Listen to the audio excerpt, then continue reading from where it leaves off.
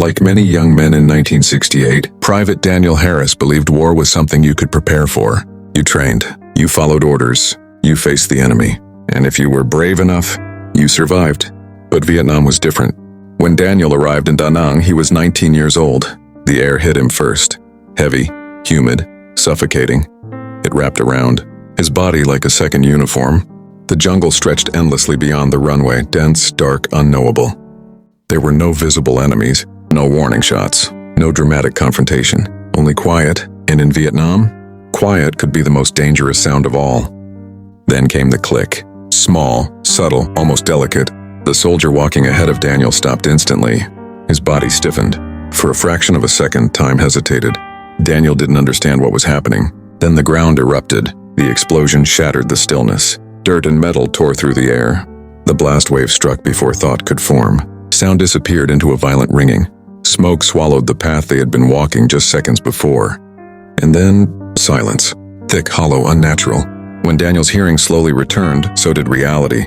One of his closest friends was gone. Not in a heroic firefight, not charging toward an enemy position, but taken by something hidden beneath the soil.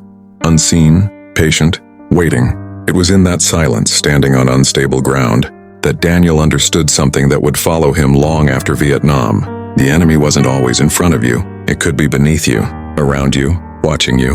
Vietnam was not a war of clear lines or visible fronts. It was a war of tension, a war of doubt, a war where every step carried risk and every calm moment felt deceptive. Victory was no longer about advancing. It was about surviving the next step. After that day, Daniel changed. He walked differently, slower, more deliberate. His eyes studied the ground more than the horizon. He questioned untouched soil. He questioned broken branches. He questioned silence itself. He stopped trusting stillness. He stopped trusting sleep. Because in Vietnam, danger did not always announce itself, and the psychological weight of that reality was heavier than the gear he carried. Years later, when people asked Daniel what the war was like, he rarely spoke about battles or strategy. He didn't talk about medals. He didn't talk about victories. He talked about that moment. The click, the explosion, the silence that followed. That was when he realized this war was not just something happening around him. It was something entering him. And for many who fought there, even after they came home, the war never truly left.